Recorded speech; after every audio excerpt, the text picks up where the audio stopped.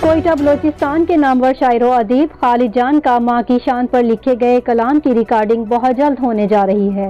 खालिद जान ने इस कलाम के लिए जिस आवाज़ को चुना है, इस आवाज़ के खालिक मारूफ गुलकार अब्दुल्ला आजिज हैं और अब्दुल्ला आजिज ने दिली खुशी के साथ इफ्तिखार महसूस करते हुए बड़ी मेहनत और लगन के साथ इस कलाम को गाने की हामी भरी है।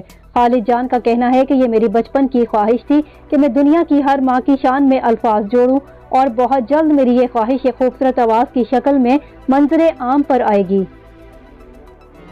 माँ तेरी अजमत को मैं सलाम करता हूँ, माँ तेरी अजमत को मैं सलाम करता हूँ। दुआ में तेरे वास्ते, दुआ में तेरे वास्ते सुबह शाम करता हूँ।